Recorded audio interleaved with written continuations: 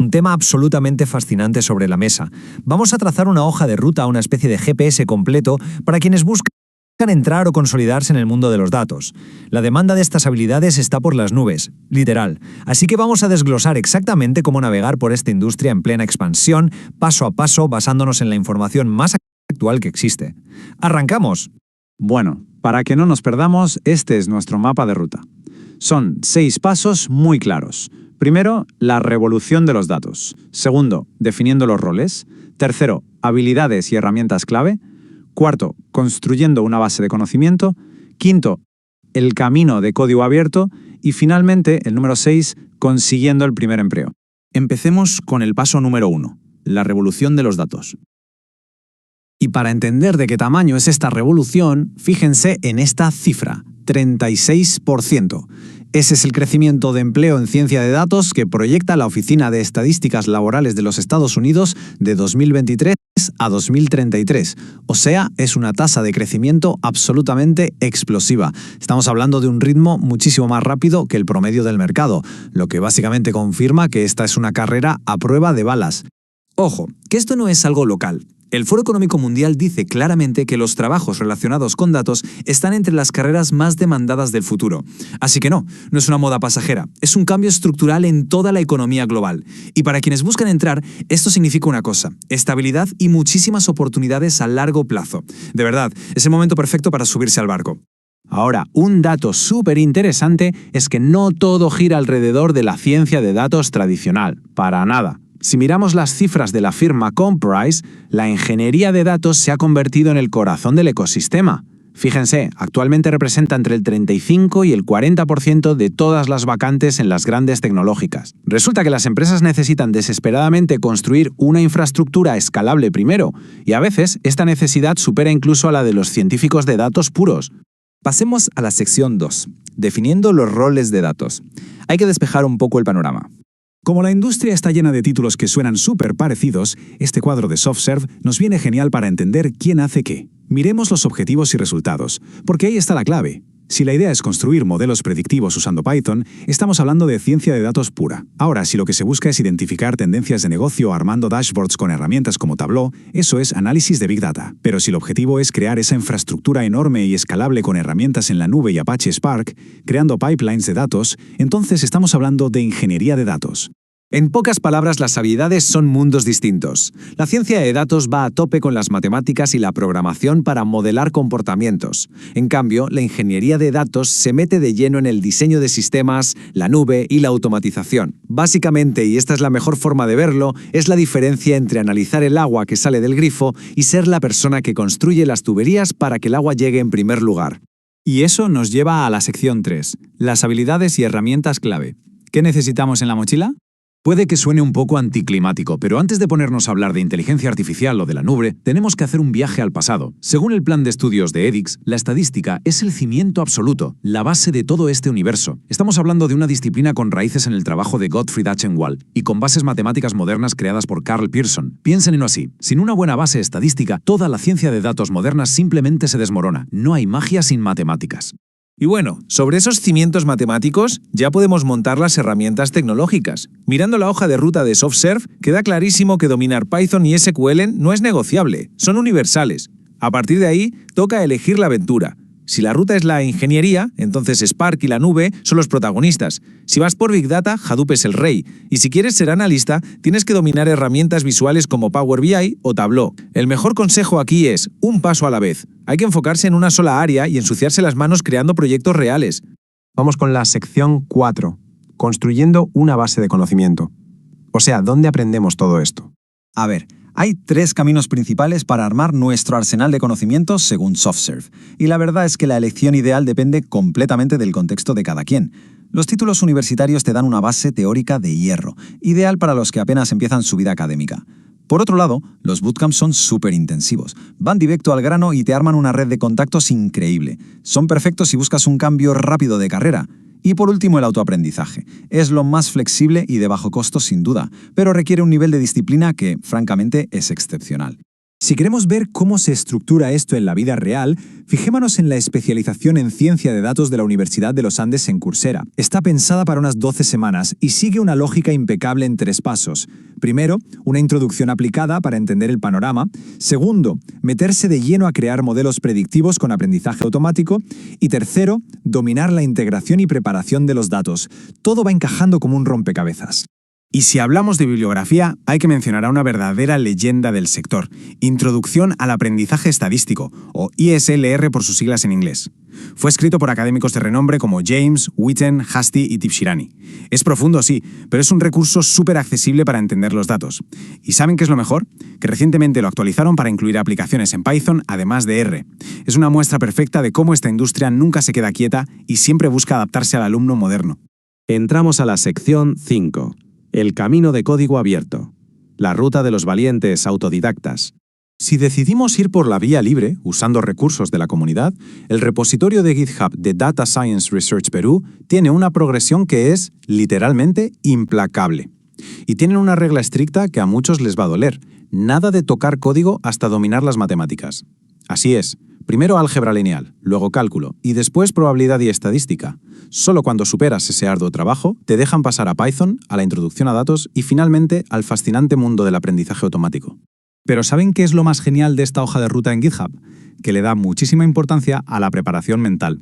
Te recomiendan estudiar cosas como el reto MIT de Scott Young o tomar el curso de Coursera de Aprendiendo a Aprender, porque piénsenlo un segundo.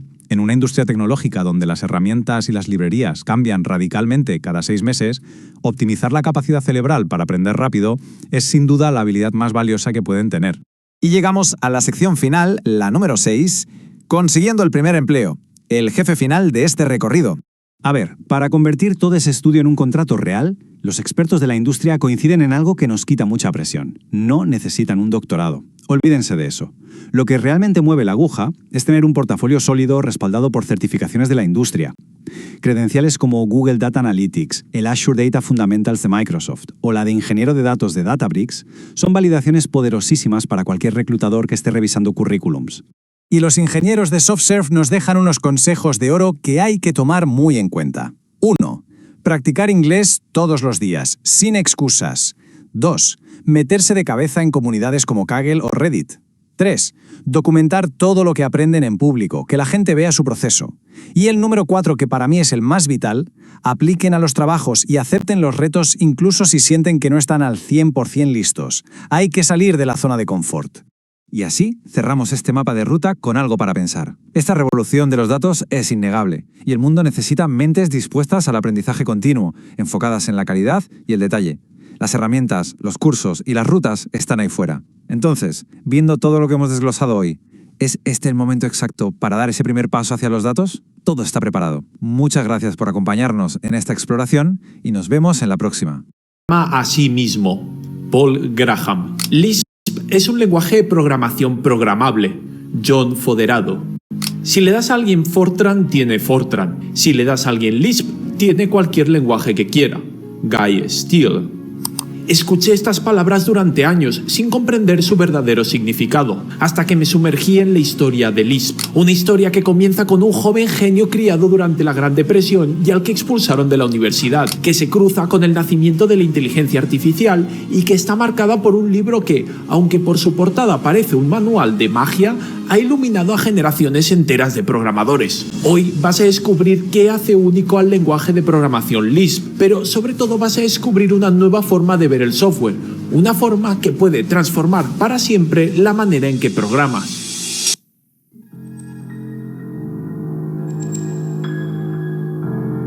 Lisp lo creó John McCarthy, y si la historia de este lenguaje es fascinante, la de su creador casi que lo es más. Porque John no tuvo una infancia nada fácil. Nació en Boston, hijo de un inmigrante irlandés y de una inmigrante lituana en el año 1927. Vivió, por tanto, toda su infancia bajo el paraguas de la Gran Depresión, viendo cómo sus padres se desvivían por sacar adelante a la familia. Durante esos terribles años 30, el pequeño John tuvo que sufrir mudanza tras mudanza. Sus padres se movían por el país para intentar encontrar trabajo. Al final se acabaron instalando en California, donde su padre había encontrado trabajo como organizador de uno de los sindicatos más importantes de América, el Amalgamated Clothing Workers of America, una organización conocida por su defensa del unionismo social y por perseguir causas políticas progresistas. Pero no os penséis que para el padre de John esto era solo un trabajo. No, para él era pura convicción. Los padres de John eran comunistas convencidos. Desde pequeño le enseñaron ruso y le educaron con libros soviéticos. Entonces, ¿cómo llegó este joven educado en una familia humilde y obrera a crear uno de los lenguajes de programación más reverenciados del mundo? Justamente por uno de esos libros soviéticos que leía de pequeño, John se empezó a interesar por la ciencia. Ya en el instituto, mientras sus compañeros iban a fumar, a intentar conseguir alcohol o a ver si ligaban con alguna chica, John cogía libros de matemáticas universitarias y se los estudiaba de arriba a abajo. Y es que John era un auténtico genio. Cuando se graduó del instituto, ingresó en la prestigiosa Universidad Caltech, donde se pudo saltar los 2 primeros años de la carrera de matemáticas porque, como os he dicho, ya se lo había estudiado por su cuenta siendo tan solo un adolescente. El paso de John por la universidad parecía ir como un tiro. ¿Quién iba a imaginar que podían expulsar a un estudiante así? Sí, amigos, expulsaron a John de Caltech porque no cumplía los requisitos. Había algo que era incapaz de hacer. De hecho, es algo que muchos programadores son incapaces de hacer. Estoy hablando, por supuesto, del ejercicio físico. Caltech expulsó a John por no asistir a las clases de educación física. Nuestro genio iba 2 años por delante en matemáticas, sí, pero 8 por detrás en ejercicio físico. Tras su expulsión de la universidad, a John solo le quedaba una salida: el ejército. Sí, sé que suena increíble, pero John tuvo que alistarse y servir en el ejército para que le readmitiesen en Caltech. Después de sudar un poco, literalmente, John se sacó la carrera de matemáticas e hizo el doctorado en Princeton. 4 años más tarde, en 1955, John McCarthy estaba trabajando de profesor en Dartmouth, New Hampshire. Fue allí donde acuñó las 2 palabras más repetidas en el mundo de la tecnología hoy en día. Hace 70 años es cuando McCarthy creó el término inteligencia artificial. Desde los años 50 se empleaba un amplio abanico de palabras para referirse a las máquinas pensantes: cibernética, teoría de autónomas, procesamiento de información complejo. En el año 55, McCarthy decidió organizar una conferencia para clarificar y desarrollar las ideas de este campo de las máquinas pensantes. No sabía cómo llamar a esta conferencia para agrupar todas esas ideas, y tras darle muchas vueltas se decidió por el término neutral inteligencia artificial. John no era el único organizador de esta conferencia, contaba con la ayuda de otros 3 gigantes: Claude Shannon, padre de la teoría de la información, Marvin Minsky, cofundador del Laboratorio de Desarrollo de Inteligencia Artificial del MIT, y Nathaniel Rochester, arquitecto de la computadora IBM 701. Entre los 4 escribieron una propuesta a la Rockefeller Foundation para que subvencionaran un seminario de verano en Dartmouth, el que sería el primer seminario de la historia sobre inteligencia artificial. Este seminario juntó a 11 grandes expertos en teoría de la computación y matemáticas con el objetivo de desarrollar máquinas que usaran lenguaje, formaran abstracciones y conceptos, resolvieran problemas que hasta ahora solo han podido hacer humanos y se mejoraran a sí mismas. Máquinas pensantes, vamos, lo que hoy llamamos inteligencia artificial. Esta conferencia en Dartmouth se considera la Convención Constitucional de la Inteligencia Artificial. Es el origen no solo del término, sino del campo de estudio en sí mismo. Pero, ¿qué tiene que ver todo esto con Lisp? Hacía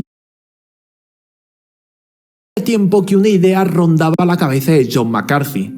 Quería construir un lenguaje en la máquina IBM 704 para programar inteligencia artificial.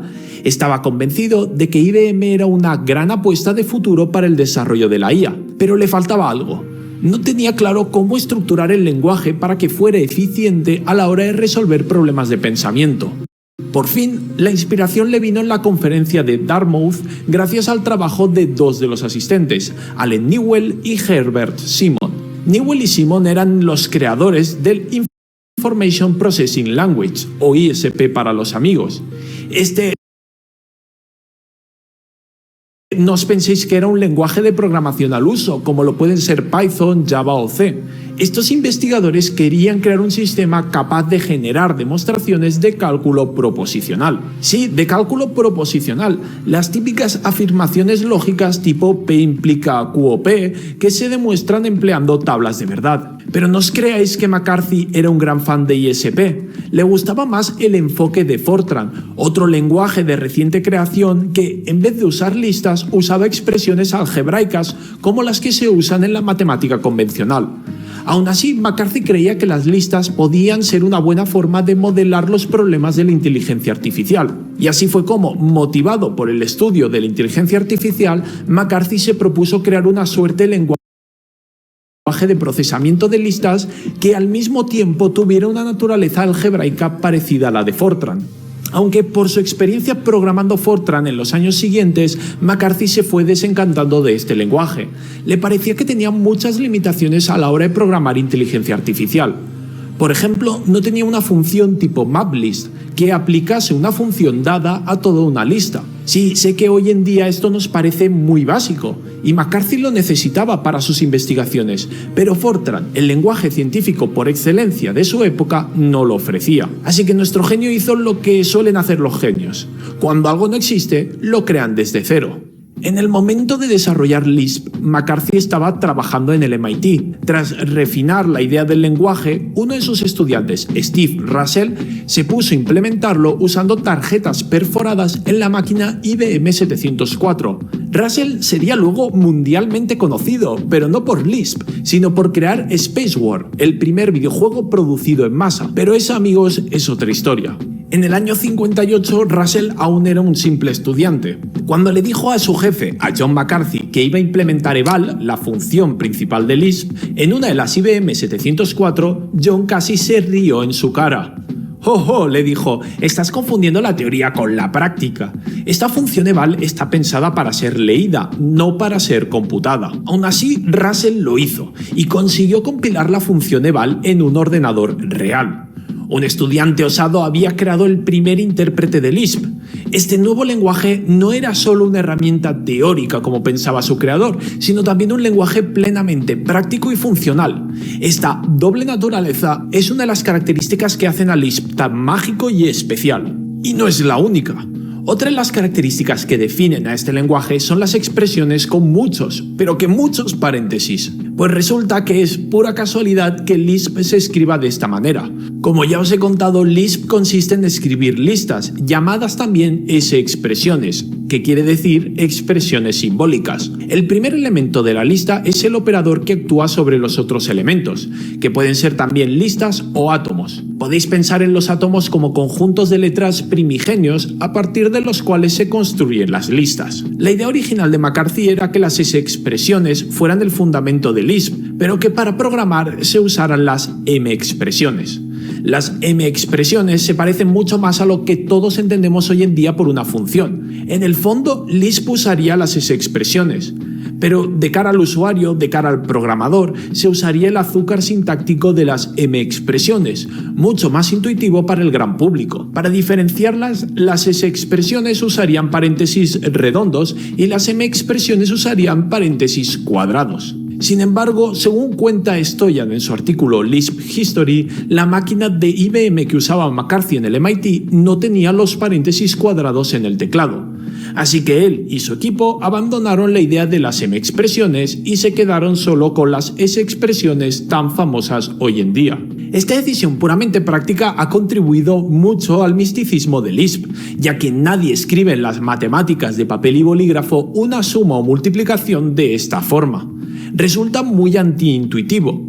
Por cierto, esta forma de escribir las operaciones se la conoce como notación polaca, porque el primero en usarla fue el matemático polaco Jan Łukasiewicz. Y llegamos así al año 1960, cuando McCarthy publicó el famoso paper en el que daba a conocer su creación, Lisp, al mundo entero. En esta publicación original, el mismo McCarthy se da cuenta de que lo que ha creado con Lisp es mucho más que un lenguaje de programación. Se da cuenta de que con su trabajo ha descubierto un elegante sistema matemático que va mucho más allá. Más tarde escribiría que Lisp es una manera de describir las funciones computables mucho más limpia que las máquinas de Turing. En palabras más sencillas, McCarthy se da cuenta de que había creado un formalismo matemático de la computación. Sí, en 5 minutos. Tú, el café se derramó en la sala de juntas y el baño del piso 3 da pena. ¿Para qué te pagamos? Enseguida, señorita. Esta tubería sudando. Va a reventar antes de fin de mes. Nadie va a saber por qué. Esta tubería sudando. Avísale a mantenimiento. La tubería del piso 6 está sudando.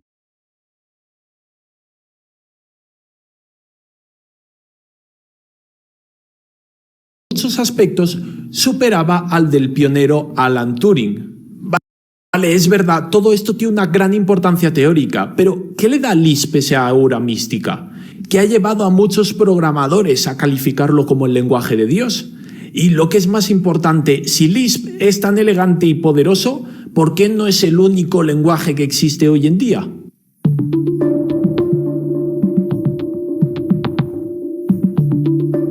Dos décadas después de su creación, Lisp se había convertido en la lengua materna de la inteligencia artificial.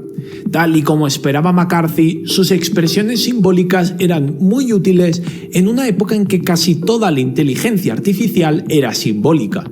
Además, su sintaxis regular permitía extender fácilmente el lenguaje a nuevas máquinas. Eso hizo que Lisp creciera como la espuma. Sin embargo, a mediados de los 70, los investigadores en inteligencia artificial se estaban quedando cortos en capacidad computacional.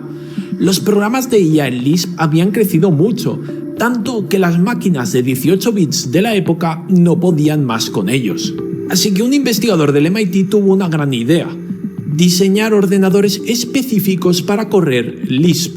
Hoy en día cada vez más y más fabricantes incluyen en sus dispositivos NPUs, los famosos procesadores de aprendizaje profundo.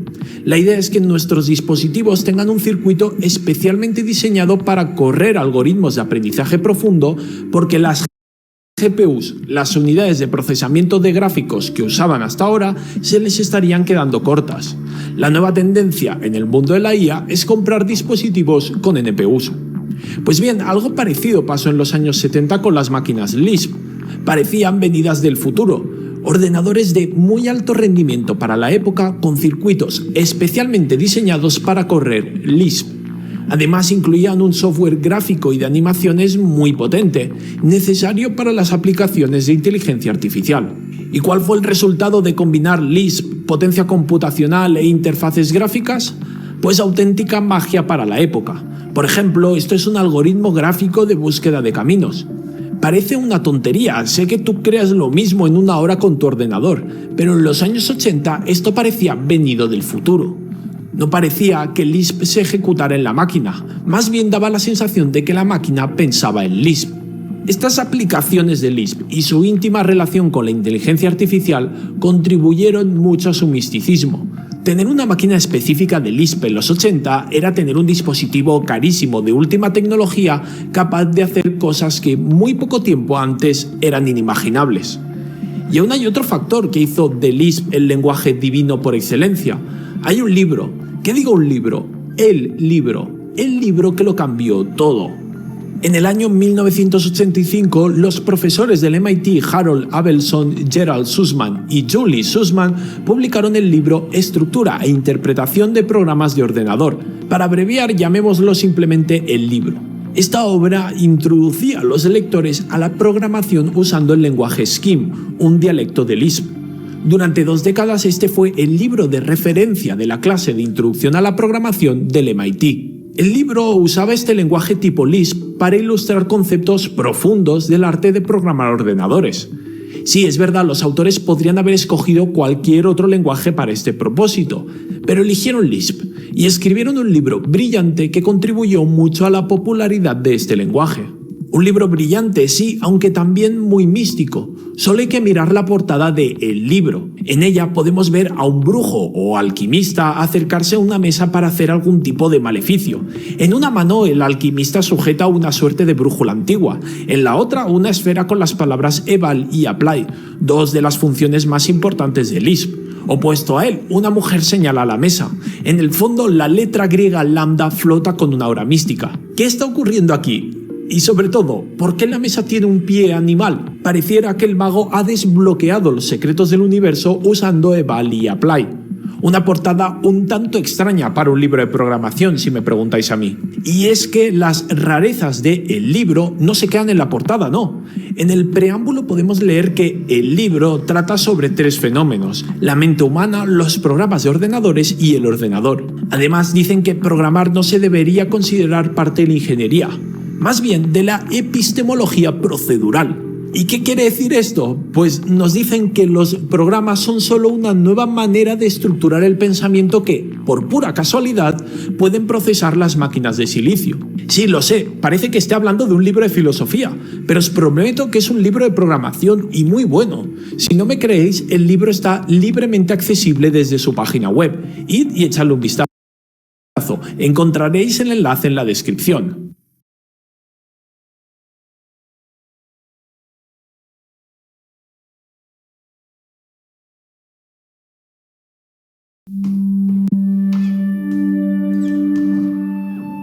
Ya basta de misticismo. Hemos visto que Lisp tiene esta fama de ser el lenguaje de Dios por su origen, por su curiosa sintaxis, por las aplicaciones futuristas que tuvo en los años 70 y por este extraño libro de filosofía de la programación. Y por los testimonios de los que dicen que Lisp te abre los ojos y te hace un mejor programador. Pero es hora de entender en qué consiste Lisp. No te voy a enseñar a programar en Lisp. Solo te voy a explicar en menos de 2 minutos y de forma muy sencilla lo que lo hace tan especial, lo que descubrió McCarthy en su artículo original. Y para ello me voy a basar en la magnífica exposición de estas ideas que hace Paul Graham en Las raíces de Lisp.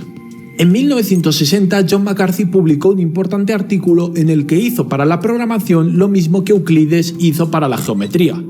Así es como empieza el paper de Paul Graham, y es algo que debemos tener claro. Lo que os voy a explicar a continuación es una forma de axiomatizar la computación, es un formalismo alternativo al de la máquina de Turing. El elemento central de esta formalización son las expresiones. Una expresión es o bien un átomo, que no es más que una secuencia de letras, por ejemplo foo, bar o simplemente a, o también puede ser una lista de 0 o más expresiones. Una lista se delimita con paréntesis y se usan como separadores los espacios. Por ejemplo, la lista vacía es una expresión, como es la lista formada por foo, bar, o la lista formada por a y después la lista formada por b y c. Recordad que Lisp significa List Processing, así que no debería de sorprender en este punto que el fundamento del lenguaje sean precisamente las listas. Las expresiones válidas de Lisp retornan valores, es decir, se pueden evaluar. Para ello se interpreta al primer elemento de la lista como un operador y al resto de elementos como argumentos. Recordad aquello de la notación polaca. Por ejemplo, si más denota al operador suma, en Lisp la expresión más 3, 2 retorna 5 y la expresión más 3 paréntesis más 1, 2 retorna 3 más 3, es decir, 6. En realidad el operador suma es un mal ejemplo de lo que queremos hacer aquí. Estamos tratando de axiomatizar la computación. En Lisp tendremos sumas, sí, pero como una función de alto nivel basada en los operadores fundamentales. ¿Cuáles son entonces estos operadores fundamentales que te permiten escribir cualquier algoritmo? McCarthy descubrió que son solo 7, los 7 mandamientos del código. McCarthy los llamó quote, atom, eq, char, cdr, cons y cond. Estos son los 7 axiomas con los que se puede construir toda la computación. Por ejemplo, quote x devuelve el valor x, o eq(xy) devuelve el átomo t, es decir, verdadero, si los valores de x y son el mismo átomo. En otro caso, devuelve la lista vacía, es decir, falso. Con estos axiomas y una forma de definir funciones, se puede hacer toda la computación. Y también se puede hacer magia, porque resulta que usando este formalismo se puede escribir una función, la famosa función eval de McCarthy que su estudiante implementó, que actúa como intérprete del lenguaje. Es decir, Lisp se puede usar para escribir una función que toma como entrada una expresión de Lisp y que devuelve como salida el valor de esa expresión. Informalmente se suele decir que Lisp se puede escribir a sí mismo. Es bastante sorprendente. Esto nos muestra lo que Lisp es realmente, dice Graham. No es tanto algo que McCarthy diseñó como algo que descubrió. No es intrínsecamente un lenguaje para la IA o para hacer prototipos rápidos o para cualquier otra tarea de ese nivel. Es lo que obtienes cuando tratas de axiomatizar la computación. Con el paso de los años, el lenguaje promedio cada vez se parece más a Lisp. Así que, entendiendo la función eval, estás entendiendo lo que probablemente va a ser el principal modelo de computación para los próximos años. Es decir, según Graham, Lisp no es solo un templo teórico con el que expandir nuestra mente. Es una herramienta útil para nuestro día a día, tan útil que los lenguajes de programación populares se parecen cada vez más a ella. Y no es el único que lo piensa.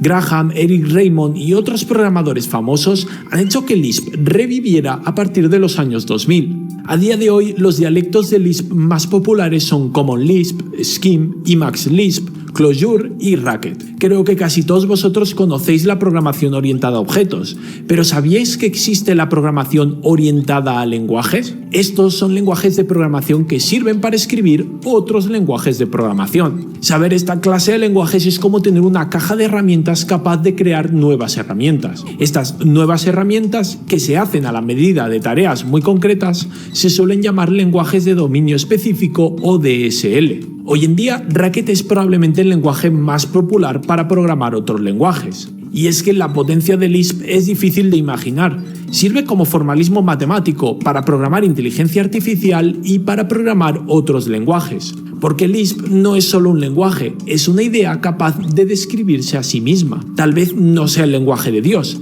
pero si Dios programara, probablemente usaría la función eval. Que es John McCarthy, y básicamente él es el creador del concepto en sí de lo que constituyó este lenguaje, que se trasladó desde 1950 aproximadamente hasta nuestros días. ¿Okay? Entonces, Lisp es un lenguaje de programación de alto nivel, más antiguo que se conoce, casi como el Fortran, y ha cambiado mucho desde sus inicios y ha existido en varios dialectos, o sea que hay varias versiones de este lenguaje, ¿okay? Varias versiones de este lenguaje.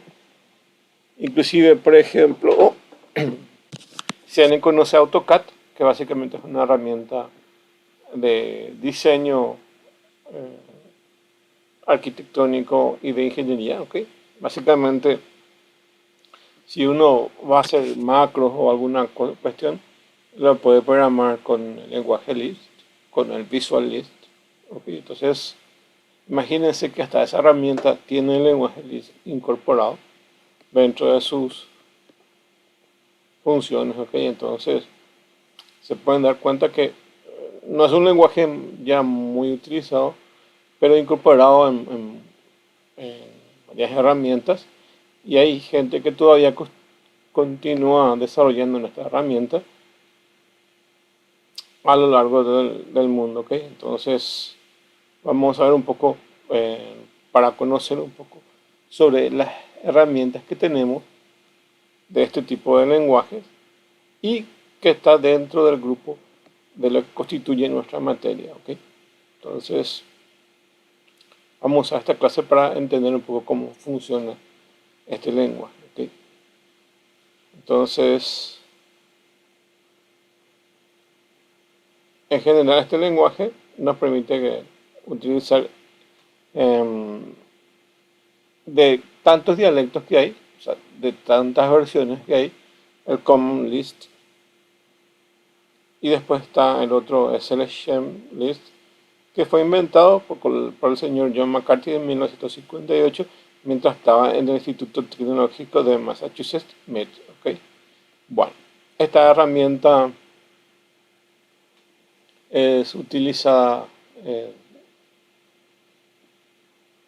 por varios dialectos, en varias versiones, como por ejemplo el Common Lisp y el Scheme que se muestra aquí.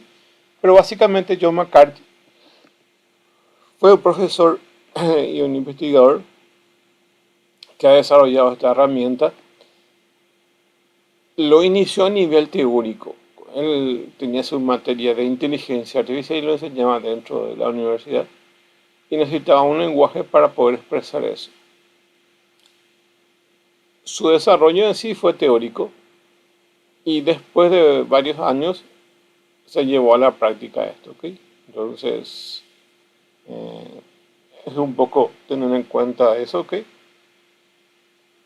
Un amigo suyo en una máquina de IBM lo ha convertido en realidad el proyecto que este señor había diseñado en papel, ¿ok? Con algunas modificaciones, claro. John McCarthy inventó en 1958 este lenguaje y poco después se desarrolló el Fortran y fue implementado por primera vez por Steve Russell en una computadora IBM 704. Ahí fue desarrollado entonces en una computadora IBM, ¿ok? Y particularmente adecuado para que los programas de la inteligencia artificial puedan ser desarrollados en esta máquina, ya que procesa información simbólica de manera efectiva. Tiene la capacidad de manejar listas, como otros lenguajes que hoy en día se han incorporado, y básicamente maneja punteros internamente, entonces maneja listas simples, dobles, enlazadas, y podemos recorrer de forma simbólica cadenas de caracteres y podemos trabajar con conjuntos de datos de forma bastante interesante de una estructura tipo árbol y podemos recorrer esa estructura, esas son las características de este lenguaje, ¿okay? En particular dice, es adecuado para programar en inteligencia artificial ya que procesa información simbólica de manera efectiva. Uno de sus dialectos es el Common Lisp, que se originó durante la década de 1980 a 1990 en un intento de unificar el trabajo de varios grupos de implementación que fueron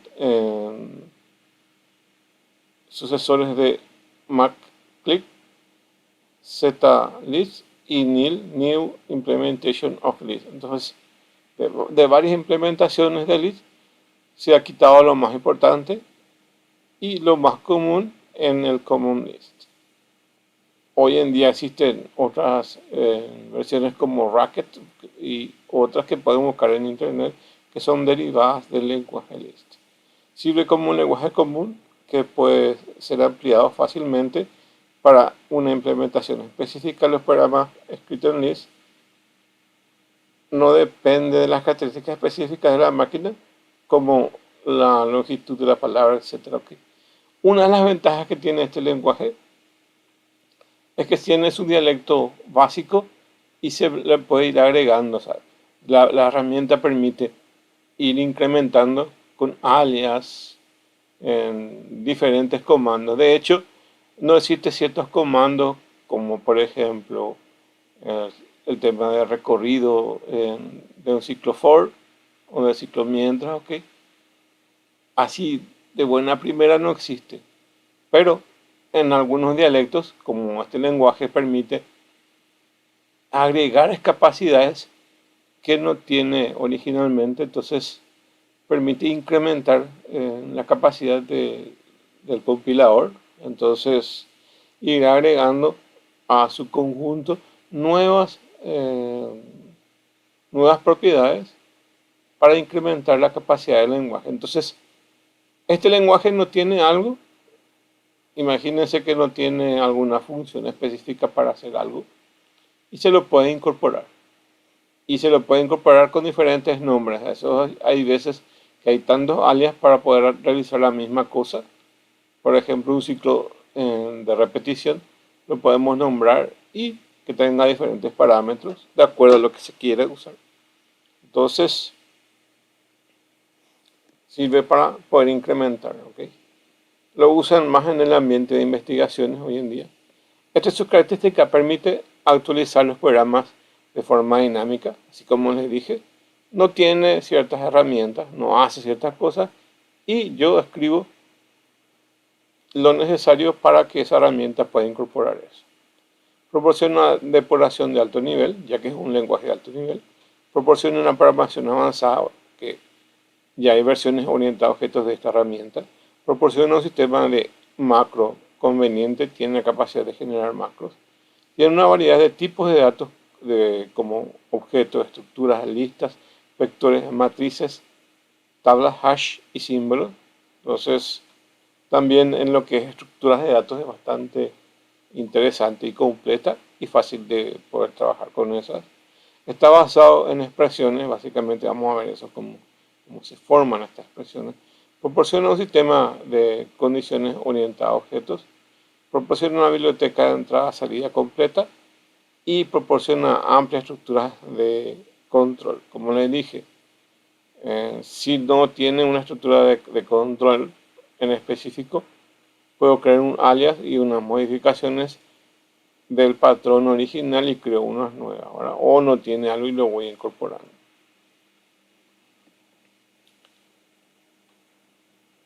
Otra de las ventajas es que posee un manejo de memoria automático.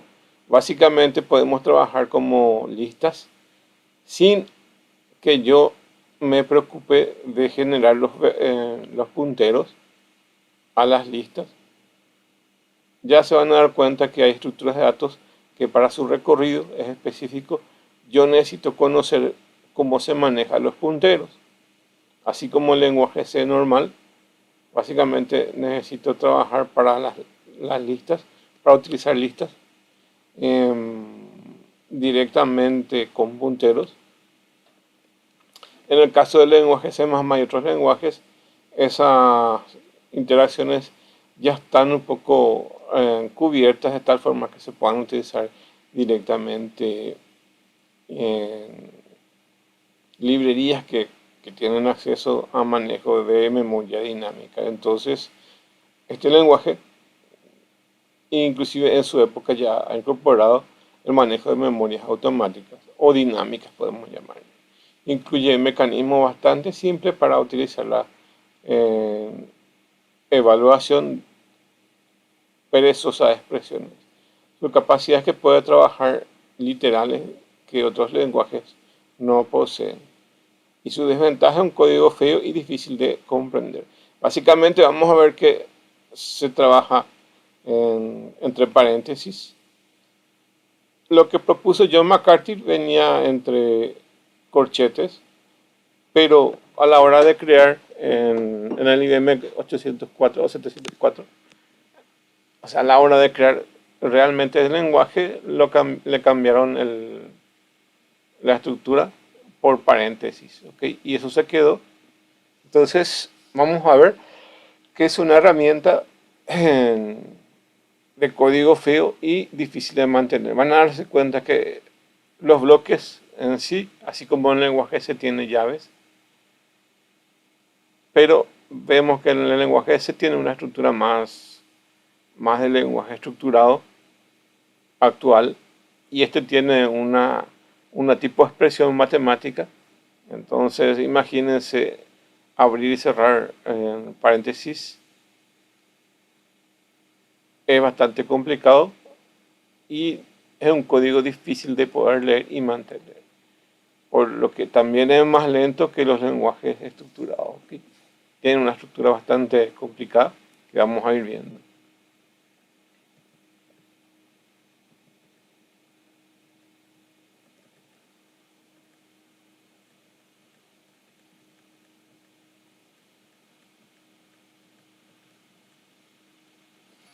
Bueno.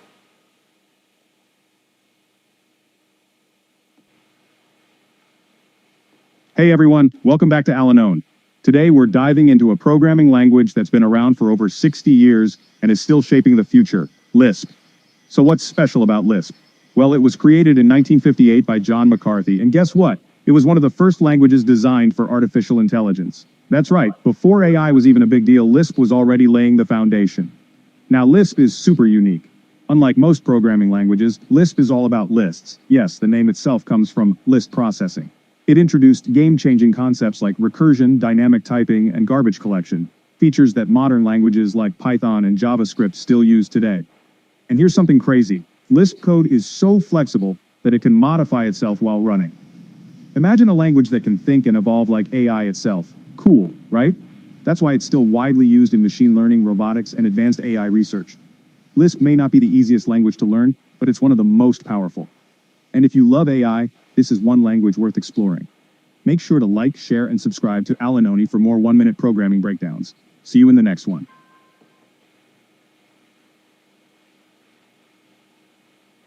Bueno, más o menos vimos en un minuto todo el historial de este lenguaje, ¿ok? Entonces es utilizado dentro de la inteligencia artificial y muchas de las características se han migrado en lenguajes como Python, lenguajes y otros, ¿ok? Erlang, por ejemplo. Entonces esas características se han migrado a lenguajes actuales y existen también librerías que incorporan el lenguaje Lisp para incorporarlos con Python, por ejemplo, ¿ok? Algunas aplicaciones hechas con Lisp generalmente lo van a encontrar más con herramientas del mundo libre, ¿ok? Entonces lo van a encontrar más con herramientas que tengan que ver con algunas aplicaciones que se han migrado tanto en Windows, pero más se utilizan en el ambiente de Linux, ¿ok? Como Emacs, G2, AutoCAD mismo, Igor, Engraver, Yahoo Store y otros, ¿ok? Fueron herramientas que utilizan Lisp, ¿ok?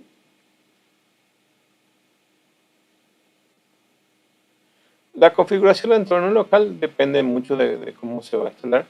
Puede ser que sea online, pero si tienen herramientas que se puedan ejecutarse de forma local. Si todavía está dispuesto a configurar el entorno para un lenguaje de programación libre, necesita los siguientes software que está disponible para su computadora. Cualquier tipo de editor de texto y el Lisp Executor, que es básicamente el intérprete de esta herramienta, ¿ok? Entonces el editor de texto puede ser cualquier herramienta, pero existen algunas versiones específicas como el Emacs, por ejemplo. Entonces, si utilizará para escribir un programa algunos de los ejemplos de algunos editores que incluyen bloc de notas de Windows, inclusive cualquier editor básico, el sistema operativo mismo que tenga su editor, el OSEDIT, el Brief, el Epsilon, el Emacs mismo, Bin y VI, que son herramientas muy básicas del mundo Unix o Linux. El mundo y las versiones de editores de texto pueden variar de diferentes sistemas operativos, por ejemplo, el bloc de notas para Windows y el VI o Bin para, ya sabemos, para Unix o Linux o cualquier otra herramienta así que pueda editar estos archivos. Los archivos son de tipo texto. Estos archivos que se crean en su editor se denominan archivos fuente y contiene el código fuente del programa. Los archivos del programa de Lisp normalmente se denominan con la extensión .lisp.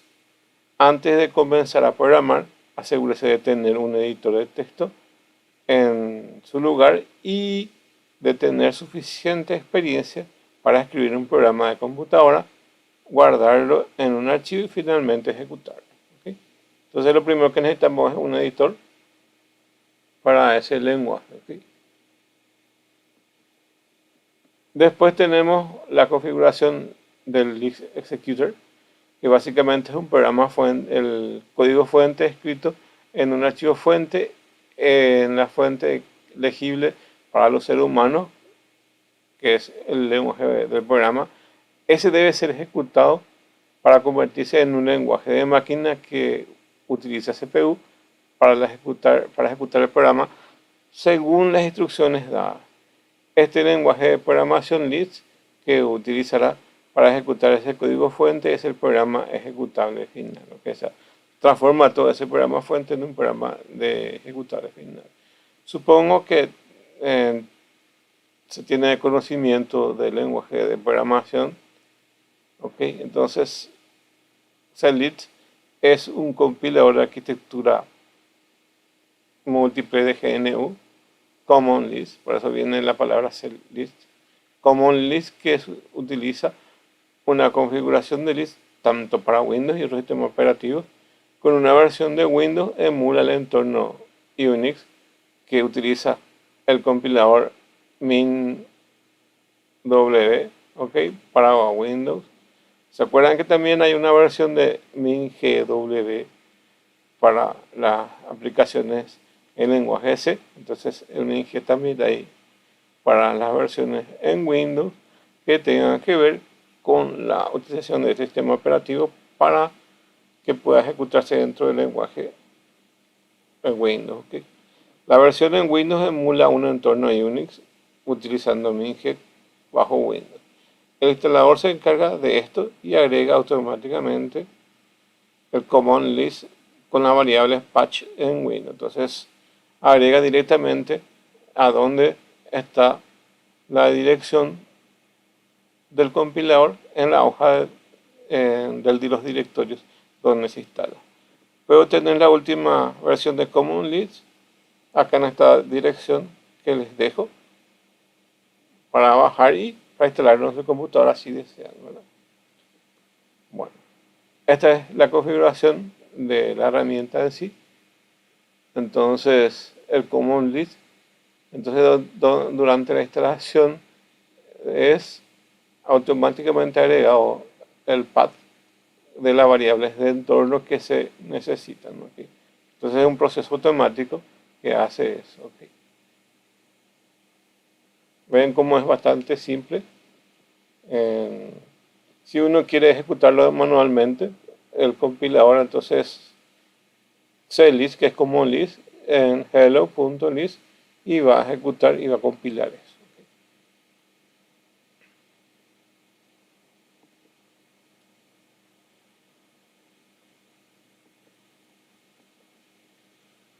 La estructura en sí de este lenguaje, tenemos básicamente las expresiones de ese lenguaje denominado expresiones simbólicas o expresiones que se denominan expresiones S. Estas expresiones básicamente son una estructura tipo árbol, por eso se denominan expresiones S. Imagínense que lo que costaría a nosotros programar una estructura de tipo árbol en un lenguaje tradicional, ¿okay? Y aquí básicamente toda la estructura de tipo árbol. Tenemos que trabajar con listas enlazadas, con puntero, todo para crear este tipo de estructura. Y aquí internamente ya trabaja de esa forma. Las expresiones tipo S que componen tres objetos válidos, sus elementos atómicos o sus elementos principales son los elementos atómicos propiamente dichos, las listas y las cadenas. ¿Okay?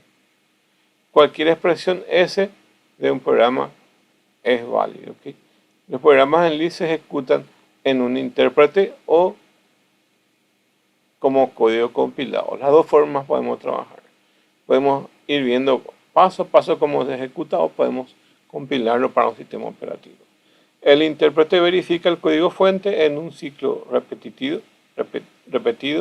que también se denomina ciclo de lectura, evaluación, impresión. Esto permite leer el código del programa, lo evalúa y lo imprime según los valores devueltos en este programa.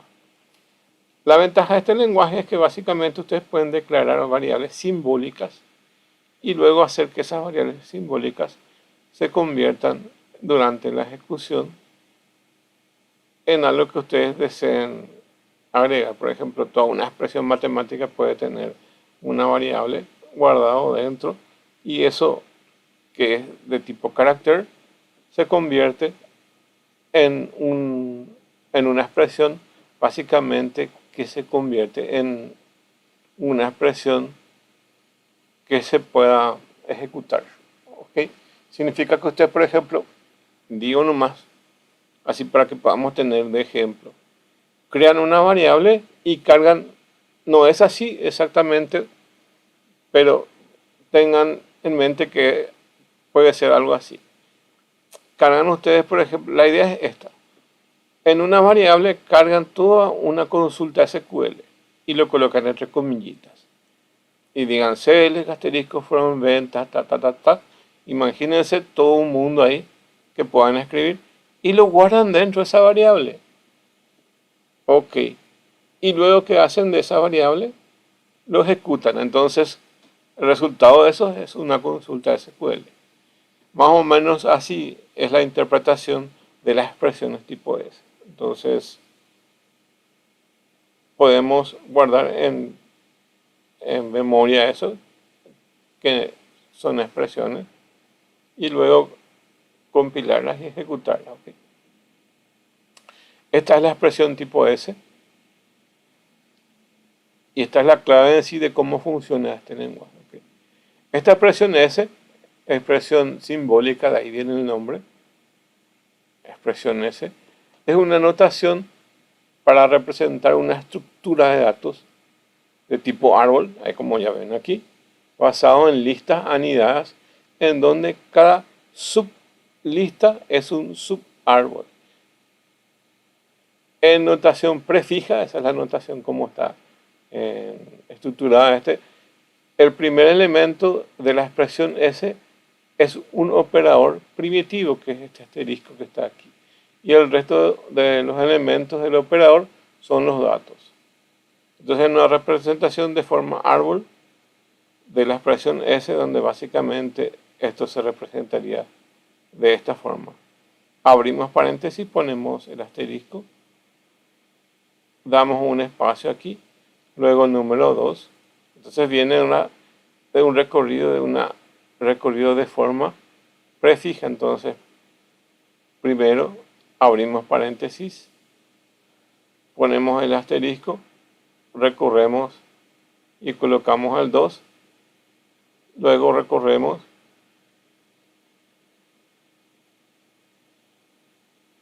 y esto ven que acá ya está anidado, entonces este es un bloque y toda esta es otra expresión, ¿okay?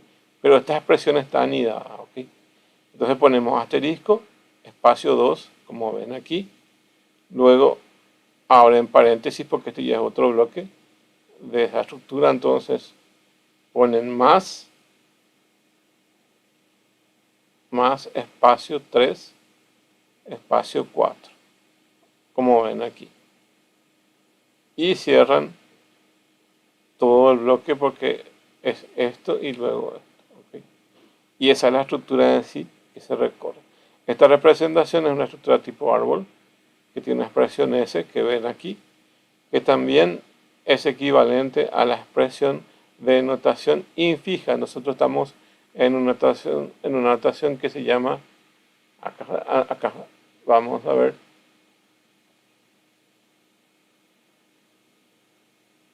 que es una notación prefija. Y para nosotros, en la mayoría de los lenguajes, es una notación de forma infijo, que es 2 por, entre paréntesis, 3 más 4, que es la mayoría de los lenguajes. 2 por 3 más 4.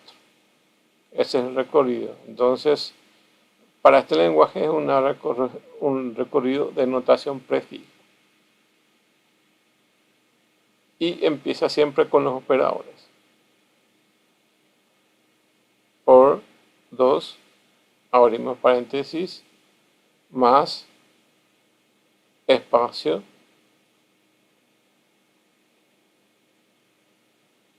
cuatro. Cerramos paréntesis de este grupo y cerramos paréntesis de este otro grupo. Bueno, esa es la forma como se arma este lenguaje. Aquí, esta es la forma de cómo se maneja Lisp y se dan cuenta que tiene una estructura tipo árbol. Por eso es que tiene sus ventajas de que su ejecución es rápida, pero imagínense cuántos niveles podemos estar de nuestra estructura tipo árbol. Entonces, si algo hay que cambiar o hay que ir a arreglar el programa, entonces es tedioso para modificar y es tedioso para entender visualmente. ¿Okay? Entonces, eso es uno de sus desventajas, pero es un lenguaje bastante simple. ¿Okay? Acá hay unos ejercicios que pueden hacer ustedes de notación infija a prefija, o ver cómo se genera esto, ¿okay? De infija a prefija. Infija es como manejamos los lenguajes y la prefija es como maneja Lisp. asterisco, como ven aquí, abrimos paréntesis porque es otro grupo, este grupo que está acá, más, ven acá más, espacio, 2, 3. Cerramos paréntesis, este ya está ahí, este bloque, y del otro lado es 4, entonces deja un espacio 4. Ok, y la infija es como manejamos en cualquier lenguaje. Empezamos siempre por el más interno, 2 más 3, aquí, abrimos y cerramos paréntesis, dejamos un espacio, y el 4, y cerramos de vuelta completo. Aquí vamos a ver otra vez, asterisco, abrimos paréntesis, ponemos el asterisco,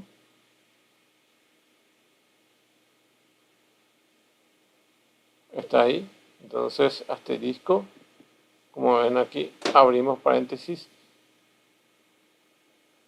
este grupo que está acá, más 2 espacio 3, 2 espacio 3, espacio 4.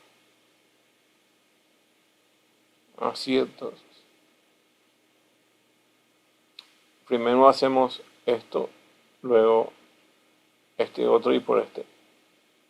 El conector principal es ese que está acá. Okay. Bueno, ahí tenemos cómo se forma esto. Acá hay más ejemplos que ustedes pueden desarrollar. Okay. Y acá hay otro ejemplo que ustedes también pueden desarrollar. Okay. Pueden practicar esto. Cómo se arma y pueden preguntar en ChatGPT a ver si está bien la estructura como ustedes han armado. Okay.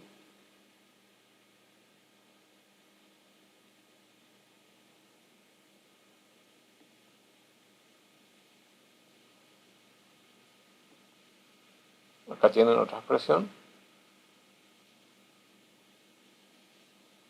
Ya la complejidad depende de cómo ustedes quieran ubicarlo. Acuérdense que cada grupo de la estructura tipo árbol está encerrada entre paréntesis. ¿Okay? Bueno, si ustedes quieren probarlo, en estos códigos que están acá, hagan clic aquí, le dan permitir y les va a llevar a la página web donde está este compilador en línea de esta herramienta. Aquí entonces tienen la posibilidad de probar. Entonces, cómo funciona esta herramienta. ¿Okay? Bastante interesante. Entonces, cuando armé el material también les facilito cómo pueden probar. ¿Okay? Entonces, ejecutan eso y van a ver el resultado de eso. ¿Okay? Van a evaluar eso y van a tener ese resultado. ¿Okay?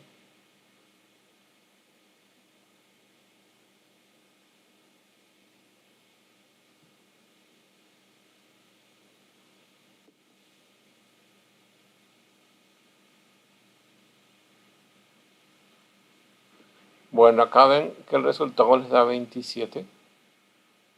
Básicamente ejecuta un compilador que está acá dentro de esto. Y esto es una máquina Linux que nos devuelve el resultado. ¿Okay? La expresión es una expresión matemática, donde básicamente usa la palabra write. Voy a irme hasta el ejemplo para mostrarlo de forma normal, solo que aquí ya ven el resultado de esto. ¿Okay? Bueno, el programa es simple. ¿Okay? Vamos a escribir una expresión S para encontrar la suma de 3 números. Y esos números son 7, 9 y 11. ¿Okay? Y vamos a escribir en notación prefija. Abrimos paréntesis, ponemos el signo más. Luego ponemos el número, le ponemos un espacio. 7, 11 y 9. Es decir, que si tuviéramos una estructura de tipo árbol acá, tendríamos el signo más acá arriba y 3 hojas donde están los números 7, 9 y 11. ¿Ok? Entonces es así como funciona. ¿Ok? Voy a ver un poco si puedo graficar esto.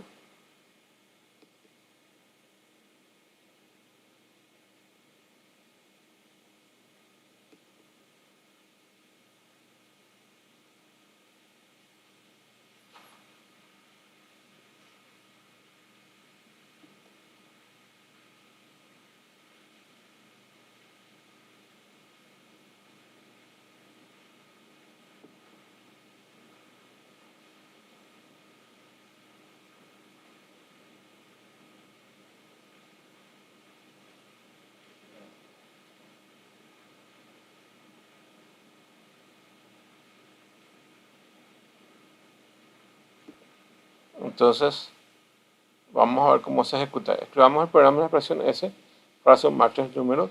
Entonces, es abrir paréntesis más 7 espacio 9, 11. En el list nos va a devolver el resultado de eso, que es lo que vimos nosotros que da 27. ¿Ok? Que es lo que vimos nosotros aquí. Escribimos la palabra write, abrimos los paréntesis y escribimos lo mismo que está aquí. Y la palabra write va a hacer que se imprima el valor de 27. ¿Ok? Le damos execute y va a calcular eso. ¿Ok?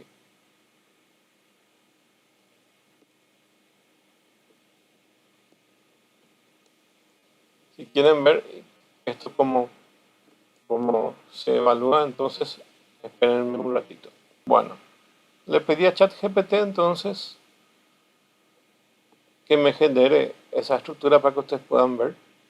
Entonces dice, ¿me podés hacer una imagen de una estructura tipo árbol que genere la expresión tipo S o expresión S de lo que les pasa ahí, que es write?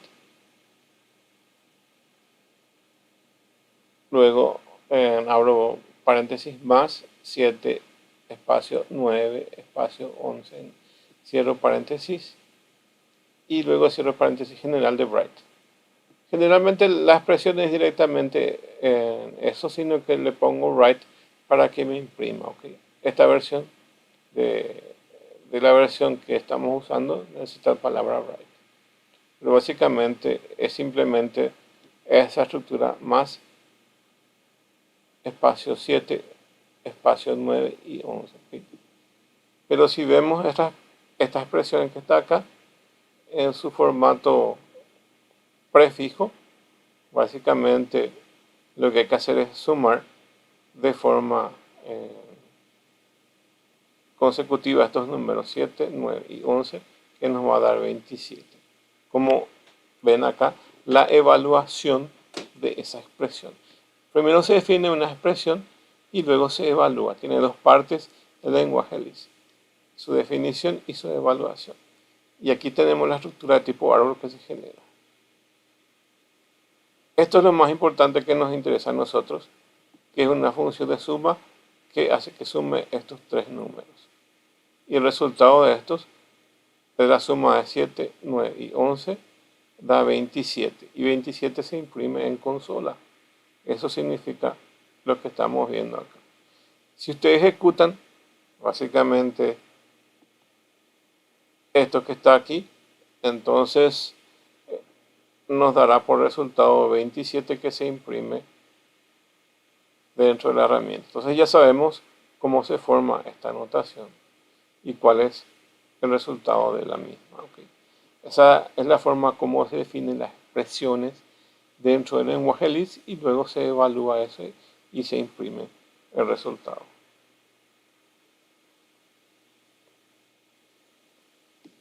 Luego tenemos esta estructura que tienen aquí.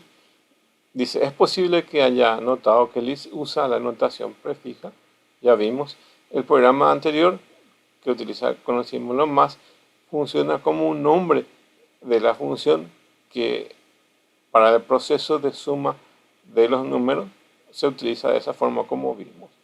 En la notación prefija, los operadores se escriben antes de sus operandos. Por ejemplo, la expresión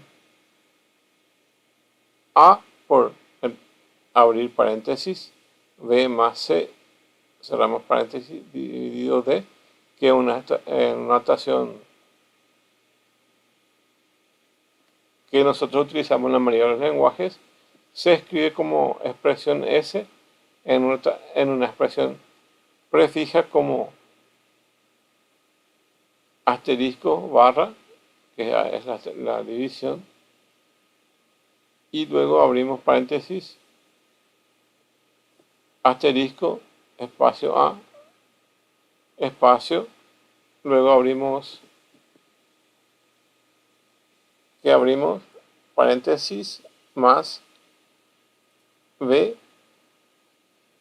espacio C, cerramos paréntesis y D, ¿ok? Entonces, todo esto que está aquí, entonces nos sirve para poder evaluar eso, ¿ok?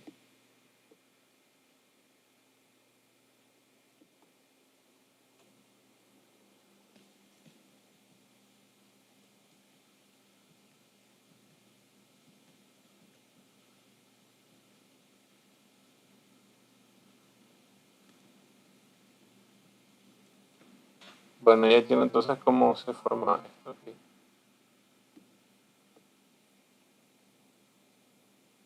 De la expresión que tenemos, abro paréntesis barra, espacio, asterisco, luego tenemos el paréntesis, el asterisco, el espacio, A, espacio, luego este subgrupo otra vez, paréntesis más espacio B, espacio C, cerramos el paréntesis y luego nos queda, entonces acá tienen cómo se generan esas expresiones cada uno, más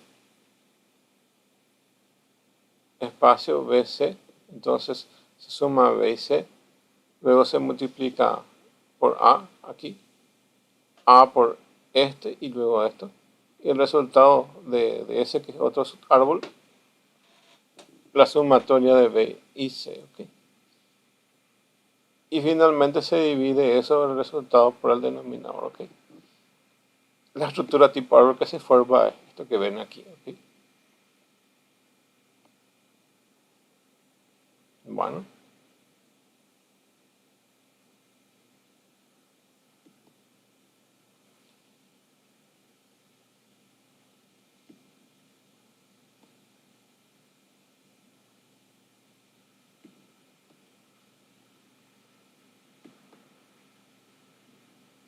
Acá tiene básicamente otro ejemplo. Tomemos otro ejemplo donde básicamente el código para convertir la temperatura Fahrenheit de 60 a F, que es la escala de centígrado, la expresión matemática que se utiliza para la conversión es abrir paréntesis 60 por 9 dividido 5 más 32 en una notación que nosotros conocemos todo, que es infija, tenemos que pasar a la prefija, y para eso entonces vamos a usar el código fuente llamado mainList, que está escrito aquí, y básicamente va a hacer este cálculo que ven aquí en una notación prefija. Entonces hacemos lo mismo de la conversión prefija a infija y tenemos esta que está acá,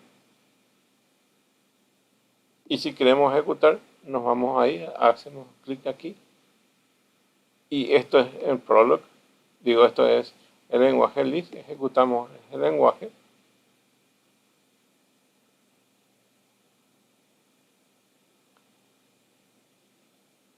Y vamos a ver el resultado de eso, ¿ok?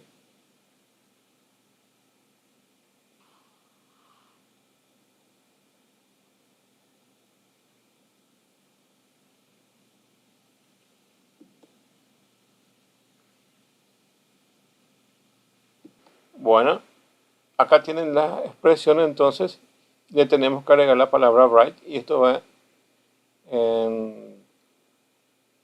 entre paréntesis también, y luego nuestra expresión matemática, que es esto que está aquí, y eso se ejecuta acá y tenemos el valor de 140. ¿Okay?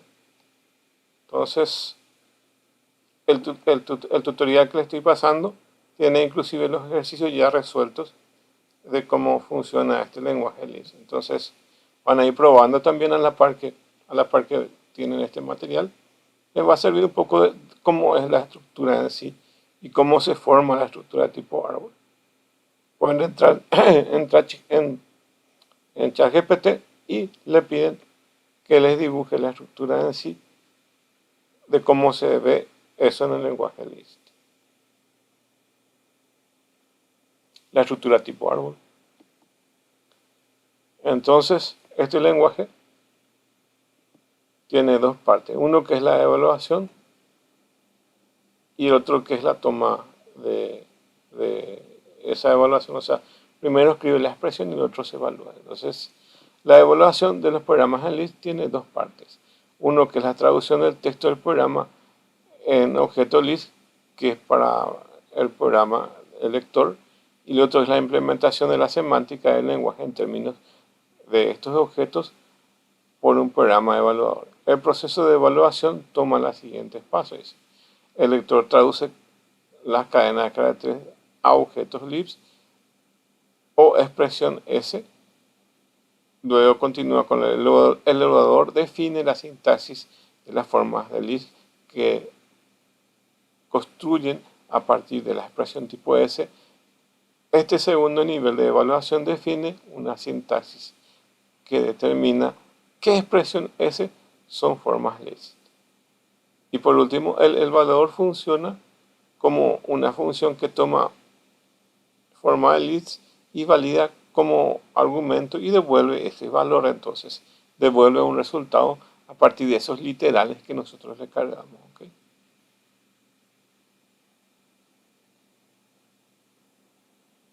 El evaluador funciona como una función que toma una forma Lisp válida de la expresión de argumento y devuelve un valor. Esta es la razón por la que ponemos la expresión Lisp entre paréntesis, porque estamos enviando una expresión como parámetro, evidentemente, a un formulario completo al cual el evaluador le pasa como argumento esos valores. Más o menos eso sería por qué se ponen en paréntesis.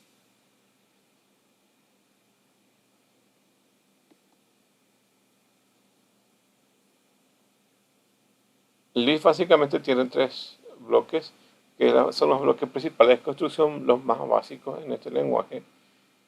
Y se compone de tres bloques de construcción básicos, que son los átomos, las listas y las cadenas.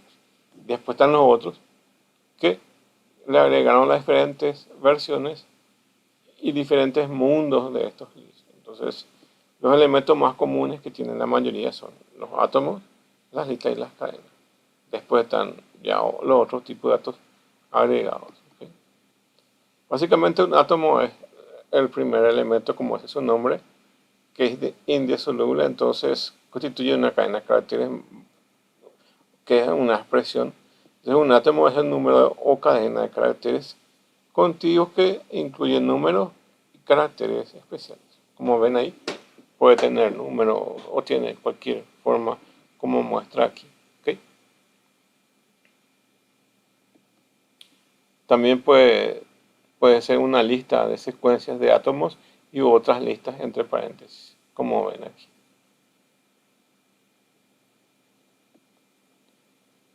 Tiene una cadena o grupo de caracteres, que es el otro grupo, que está entre comillitas.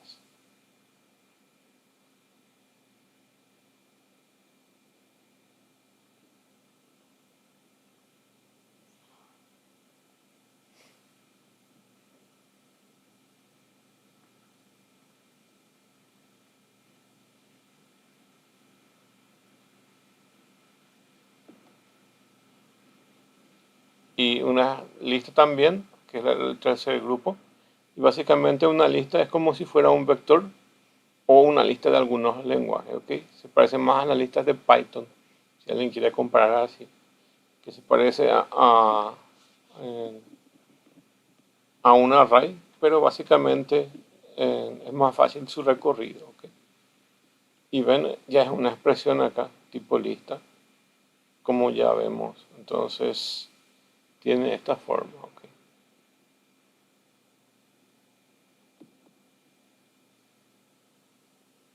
Un átomo es un número o cadena de caracteres contiguos que incluyen números y caracteres especiales, ¿ok? Como ven ahí. Los bloques de construcción básicos que maneja este lenguaje, que ya vimos que son los átomos, la lista y las cadenas. ¿Ok? Ahí tienen las cadenas. Un símbolo o punto y coma se utiliza para indicar una línea de comentario. Entonces con un punto y coma colocamos los comentarios. Como ejemplo, aquí tienen esto. ¿Ok? Estos son los comentarios que tienen.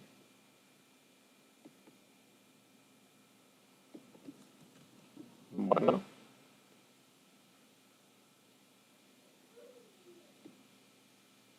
Hasta la clase de hoy, ¿ok?